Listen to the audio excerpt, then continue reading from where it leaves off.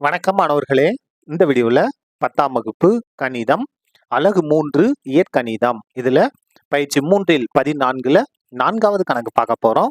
என்ன கொடுத்துருக்காங்க பாருங்க. ஆல்ஃபா மற்றும் பீட்டா என்பன 7x² + ax + 2 = 0வின் மூலங்கள் மற்றும் பீட்டா மைனஸ் ஆல்ஃபா -13/7 எனில் a இன் மதிப்பு காண்க. பாருங்க, இந்த இருபடி சமன்பாடு 2 மூலங்கள் ஆல்ஃபா மற்றும் பீட்டா கொடுத்துட்டாங்க. அது மட்டும் இல்லாம பீட்டாவிலிருந்து ஆல்பாவை மைனஸ் பண்ண என்ன வருதா, -13/7 வருதுன்ட்டாங்க. அப்ப நம்ம என்ன கண்டுபிடிக்கணும்? ஏயின் மதிப்பை கண்டுபிடிக்கணும். கண்டுபிடிக்கலாமா?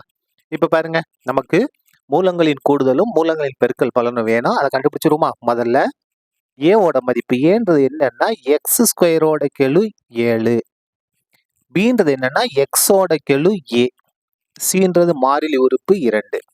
இப்ப முதல்ல நம்ம கண்டுபிடிக்க போறது மூலங்களின் கூடுதல். எதை? ஆல்பாவும் பீட்டா கூட்ட போறோம். ஆல்பா பிளஸ் பீட்டா மூலங்களின் கூடுதல். என்ன நமக்கு நிபந்தனை? -b/a. இதான் ஃபார்முலா கண்டிஷன். மைனஸ் அப்படியே வந்து பாருங்க, பியோட மதிப்பு a பை ஏவோட மதிப்பு என்ன பாருங்க 7. இது மூலங்களின் கூடுதல். அடுத்தது மூலங்களின் பெருக்கல் பலன். ஆல்பா இன்ட்டு பீட்டா என்ன கண்டிஷன்? c/a. cன்றது 2 பை ஏன்றது 7. சரியா? இப்போ கொடுத்திருந்த எடுத்து எழுதுவோம். என்ன கொடுத்துருக்காங்க பாருங்க. Beta minus alpha -13/7. இப்போ இதுல நம்ம மைனஸை பொதுவாக எடுத்துருவோமா? மைனஸை பொதுவாக எடுத்துட்டோம்னா இது மைனஸ் பீட்டாவா மாறும், இது பிளஸ் ஆல்ஃபாவா மாறும். இங்க -13/7 எந்த மாற்றமும் இல்லை. எதுக்காக நம்ம மைனஸை பொதுவாக எடுத்துருக்கோம்? இப்போ பாருங்க, கேன்சல் பாருங்க, இந்த மைனஸும் இந்த மைனஸும் கேன்சல் ஆயிரும். உங்களுக்கு சந்தேகம் வந்து உள்ள பெருக்கி பாருங்க. மைனஸ் பெருக்குனா பிளஸ் பீட்டா, மைனஸையும் பிளஸையும் பெருக்குனா மைனஸ் ஆல்பா. கரெக்டாக வந்துடும். சரியா? இப்போ அதை கொஞ்சம் மாற்றி எழுதுவோமா? எப்படி எழுதலாம்னா ஆல்ஃபா மைனஸ் பீட்டான்னு எழுதலாம் = 13/7. பிளஸ் 2 முதல்ல எழுதிட்டோம், மைனஸ் 2 எழுதியாச்சு.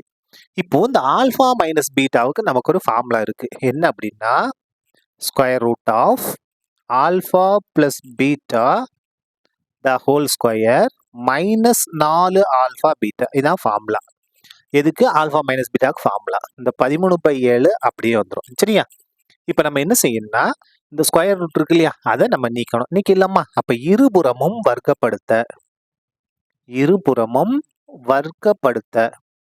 வர்க்கப்படுத்துதல் அப்படின்னா என்னன்னா ஸ்கொயர் பண்ண போறோம்னு அர்த்தம். 2 பக்கமும் அடுக்குல ஸ்கொயர் பண்ண போறோம். இப்போ பாருங்க, இங்க என்ன வந்துடும்? Alpha plus beta the whole square எந்த மாற்றமும் இல்லை, -4 ஆல்ஃபா பீட்டா எந்த மாற்றம், எல்லாத்தையும் சேர்த்து அடுக்கு 2 = 13/7 அடுக்கு 2. அடுக்குல என்ன செஞ்சிட்டோம்? 2 கொண்டு வந்துட்டோம், ஸ்கொயர் படுத்திட்டோம், வர்க்கப்படுத்தியாச்சு. இப்போ பாருங்க, இந்த ஸ்கொயர் ரூட்டும் ஸ்கொயரும் கேன்சல் ஆயிரும். இது மட்டும் தான் நமக்கு உள்ள இருக்கும். Alpha plus beta. Alpha plus பீட்டாவோட மதிப்பு பாருங்க, இங்க இருக்கு பாருங்க, -a/7. பிரதி இல்லாமா? ஆல்ஃபா பிளஸ் பீட்டாவுக்கு பதிலாக -a/7. இந்த அடுக்கு 2 அப்படியே வந்துடும், இந்த -4 அப்படியே வந்துடும். ஆல்ஃபா இன்ட்டு பீட்டாவோட மதிப்பு பாருங்க. ஆல்ஃபா இன்ட்டு பீட்டாவோட மதிப்பு 2/7. இந்த இடத்துல 2/7 = 13 ஸ்கொயர் பண்ணா 13 × 13 169.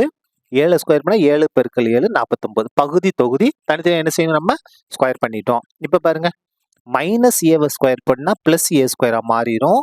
ஏவை ஸ்கொயர் பண்ணா 7 ஸ்கொயர் பண்ணா 49. 7 49 மைனஸ் பெருக்கிடுங்க. 4 2 8, 8/7 = 169/49. நமக்கு ஏதானே வேணும். அப்ப இந்த உறுப்பு இங்கே இருக்கட்டும். a²/49 = 169/49. இது மைனஸ் வந்து பிளஸ்ஸா மாறுமா? அப்ப என்ன மாறும்? +8/7 மாறிடும். இங்க பாருங்க, இந்த கணக்குல இங்க 49 இருக்கு, இங்கேயும் 49 வச்சு நம்ம ஈஸியா கணக்கு முடிச்சலாம். அதாவது பகுதி வந்து சமமா இருக்கணும். பெருக்கல் 7/7. 7/7 கொண்டு பெருக்கிட்டு பகுதி சமமாயிரும். இந்த இடத்துல a²/49 = பாருங்க 49, 7 49. பகுதி சமமா இருக்கு. தொகுதி நம்ம அப்படியே கூட்டிக்கலாம் பாருங்க. 169 அப்படியே வந்துடும், +8 56. இப்ப பாருங்க, a²/49 = 2 கூட்டினா என்ன வரும்? 169 56 கூட்டினா 225/49. பாருங்க, இந்த 49 இந்த 49 கேன்சல் ஆகும். எப்படி கேன்சல் ஆகும்? இது வகுத்தலுக்கு அந்த பெருக்கலா மாறும். அப்ப அங்க தொகுதியில இருக்கிறது பகுதியில கேன்சல் ஆயிரும். நம்ம நேரடியாக கேன்சல் பண்ணிட்டோம். மிச்சம் என்ன இருக்கு பாருங்க, ஏ ஸ்கொயர் ஈக்குவல் டு 225 மட்டும் இருக்கு. நமக்கு என்ன வேணும்? ஏ தான் வேணும். ஏ ஈக்குவல் டு ஸ்கொயர் அங்கே கட் பண்ணிட்டோம். அப்போ இங்கே என்ன வரணும்? Plus or minus square root வரணும். 225. இங்கே அடுக்கு 2 நிற்கிறேன், அங்கே plus or minus square root வரணும். அப்போ A equal to plus or minus 225க்கு வர்க்கமூலம் எடுத்தோம்னா 15. இதான் என்னது? நமக்கு தேவையான ஏவோட மதிப்பு. அதாவது ஏவோட மதிப்பு ப்ளஸ் 15 இருக்கும், அப்படி இல்லைன்னா மைனஸ் 15 இருக்கும். ப்ளஸ் ஆர் மைனஸ் 15னா இதுதான் அர்த்தம். சரியா? அவ்வளோதான். இந்த கணக்கு முடிந்தது. நன்றி.